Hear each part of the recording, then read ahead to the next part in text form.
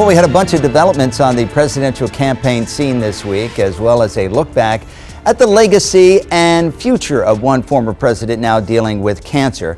To help us wrap up the week that was in politics, we are joined again by political psychologist Dr. Bart Rossi, and this time around Jose Lopez from Seton Hall University, also as well historian Chris Klein, who joins us via Skype from Pittsburgh, Pennsylvania. Gentlemen, welcome. Thank you. So let's talk about Donald Trump, because everybody is.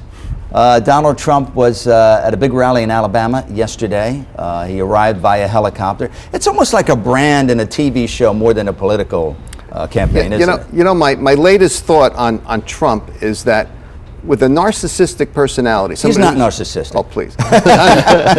Someone who's very egotistical. What typically happens is that they really overrate themselves and how smart they are. I mean, we know that. Trump really thinks he's smarter than everybody else. But what happens now that he comes out with specific policy statements? He doesn't look too good. They don't look sensible. Deport everybody, even all the families. Let me stop you there. I don't think the American public, busy as they are, taking their kids to school, working 2 or 3 jobs, cares about specifics right now. They want somebody to speak for them. But it's going to catch up with him.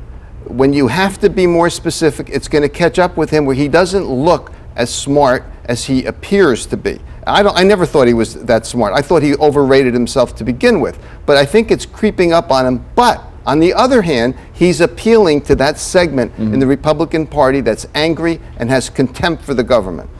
Historian Chris Klein via Skype in Pittsburgh. Have you ever seen the political array of candidates that we have now? And will it get better or will it get worse? Well, it's hard to say. I mean, right now, as Dr. Rossi said, we are coming into this idea in which he's appealing to this segment of the party. And you have the same thing on the Democratic side as well, you know, with Senator Sanders. And they're really just tapping into this mindset of they want something different. They want a change, but they aren't looking for details right now. And this is another difference between Trump and Sanders, because Sanders, you do have the details coming out. He's talking about income inequality and what he wants to do about it, and he's getting some endorsements. People are just listening to Trump, and they're hanging on to it right now, and we'll see how long it lasts. It's still very, very early.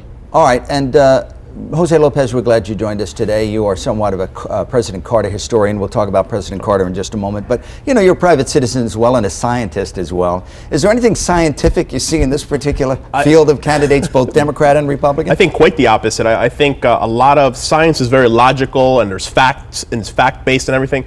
And especially a lot of the stuff that's spewed, not just by Donald Trump, but by many of the candidates, makes no absolute sense. I mean, a lot of it comes down to feeling, and I don't like that, but it's a fact. This is happening. This is going on, and it's a lot of fear. I mean, that's what scares me personally about this, that there's a lot of fear-mongering going on with a lot of these candidates, as opposed to, you know, bringing the country together. It's about, you know, getting rid of people, throwing people out, and this fear that seems to be the core that they're all, you know, playing these days. Most people vote on fear. I mean, most people go to the voting booth on fear. They seldom go to the voting booth on hope, I think. They go on fear. Now, you're a member of the Hispanic community. You're seeing all this anti-immigration rhetoric about the Mexican anchor babies and the whole deal, and putting up a fence, an electrified fence, and so on and so forth, which nobody has to discuss how much that would cost, right, or what kind of a job that would be to do, and you know that a lot of Mexicans and folks from Central America are not even coming to the United States anymore because they're finding jobs elsewhere. So all of that is put aside,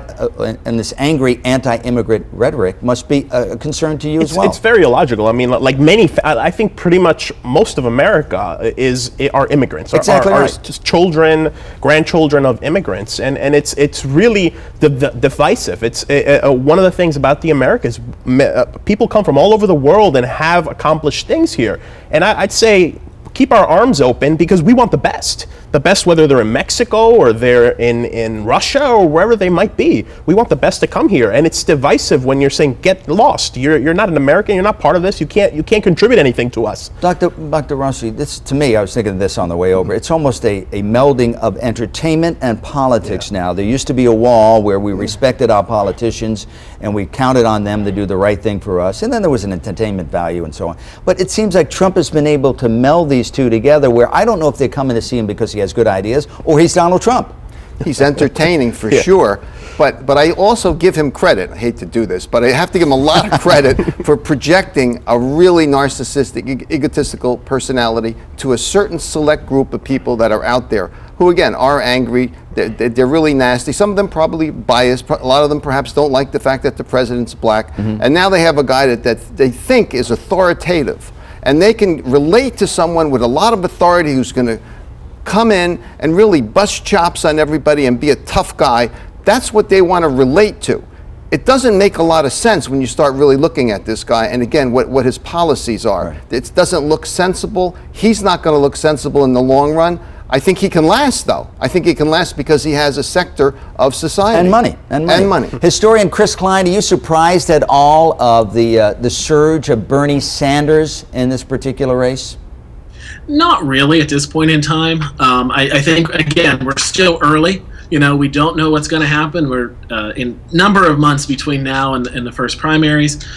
At the same time, like I said before, he's just someone different, you know, and he really is appealing to those kind of those basic ideas. He's appealing to that aspect, same as Donald Trump is, not the politician, even though obviously he's been in the Senate for many, many years. But that's who he's appealing to. That's his constituency. And this idea about income inequality that he's talking about, he's hitting on populist themes. And with Trump, you also have that desire for somebody who's not a politician. He's playing on that. He's an outsider, but he's not giving specifics. And that'll go for so long. And then after that, people will start, they want meat. They want more than just ideas. All right, now while you were talking, we'll look at some of the, what I like to call, with all due respect, the clown car of candidates, because there's, every time you open the door, 3 or 4 pop out. But on the bottom end of it, we're told this week that former New York Governor George Pataki might be dropping out, to which I say, why did he get in the first place? Was anybody thinking or yearning for Governor George Pataki? I don't get his personality, and I don't get what he contributes. I wonder what his thinking was also, but he has no place to go. Do you think a guy like that wants to say, well, I ran for president once? Maybe it'll help him with a talk show. Well, you're a psychologist. If you had him on the couch, what would you say? I'd say maybe you should think about a talk show. And Governor Gilmore as well is at the bottom of the heap, and he might drop out as well. It looks like, I mean, if you look at the rankings they have there and the statistical points, all these guys are basically, they're like negative. It's like plus or minus 5 points, and they're like, they have 4% of the vote. So now we don't mean to make fun of them, because they are endeavoring to make the country better in some way, shape, or form. So we congratulate them. But you have to look at the numbers and at some point say, what am I doing here? Right. At any rate, switching gears for just a moment, we heard this week from our 39th president, Jimmy Carter, who looks fairly spry for a man of 90, talking about his battle with cancer. Let's take a look at what he said today. First, I felt that it was confined to my liver, and that the operation had completely removed it, so I had quite relieved. And then that same afternoon, we had an MRI of my head and neck, and it showed up that it was already in 4 places in my brain.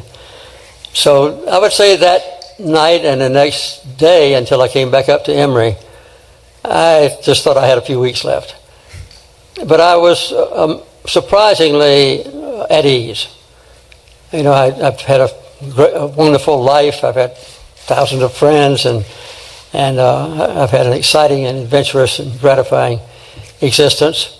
So I was surprisingly at ease, much more so than my wife was. But now I feel, you know, that it's in the hands of God, whom I worship, and I'll be prepared for anything that comes. Now, I found out something about my friend Jose Lopez today that I didn't know. You're a political historian, politics, presidential buff like me as well. I like President Carter. And you know a little bit about President Carter. You have the memorabilia, so do I, in my den. So, you know, when you see something like that, here's a guy who had a wonderful, wonderful post-presidential career. Yes. After being president. And it continues. Let's not write him off. And 4 years as president. You know, we have to look somewhere down the road, whether he wins this battle with cancer or not. We have to look at his legacy, and I think people have at this point. What is his legacy? His legacy is that he is unlike any modern politician around now. He was a man that came from Plains, Georgia, really, I mean, salt of the earth kind of a person. I mean, he goes to the Navy, he studies nuclear physics, that's my connection to him. Right. He goes on from there, goes back because his father has passed away to keep the family business going in Georgia. you know, runs a successful business, becomes the governor of Georgia, and then eventually becomes the president of the United States of America. And he's trying to make the country better. He's trying to unify, bring people together. I mean, just amazing human being. And his press conference on Thursday that we saw there, a segment of it, was amazing. I mean, it was absolutely humility at work, altruism. I mean, totally. Hold on just a second, Dr. I want to ask Chris Klein. Chris, the description that Jose Lopez just gave of this man rising up literally from the dirt of Georgia to become president, will that ever happen again in presidential politics? You know, not really to that extent. I mean, when Jimmy Carter ran, when he got in the race, I should say, the idea, it was Jimmy who? You know, nobody knew who he was, and yet you had this idea that this guy from Plains, Georgia, you know, the governor of a southern state at that point in time that was not a good territory for a conservative Democrat to run in and have a national appeal, he effectively did that. Now, the only other time that I would compare that to would be another Democrat in 1992. His name is Bill Clinton. Yeah, you know, and when I learned about President Carter, and I still think about it, he's one of the very few presidents where there was never any military action to his credit in the 4 years that he was president. He talked about the country's malaise, although he never really used that word. But, you know, he really was in a lot of ways truthful. Mm-hmm. And I don't know if we still live in a reality-based society where a president or presidential candidate can tell it like it is. I'm not sure that we do. With the internet age here today, it seems like all politicians are playing a game and they're pitching. They're pitching to whomever, you know. But just to add to what Jose said so very well, I really believe that Jimmy Carter has projected himself as a winning personality in many respects, especially since he's been president. He really looks like somebody who made a difference. Yes. And you know, in a lot of ways, his work post-presidential is amazing. Yeah. Absolutely amazing stuff. amazing. I mean, his work throughout the third world. Let's not talk about and Habitat for amazing. Humanity, Habitat which for started Humanity it all. which all over the world is absolutely amazing. I mean, his foundation, what it's done over the last 30 years, is incredible. I mean, he is a model, in my opinion, to what ex-presidents should be striving to do after their presidency. He was given a soapbox, Jimmy Carter, and he knows and he uses it to the best of his ability. Now, being a scientist, you know what kind of cancer he's struggling with. Right.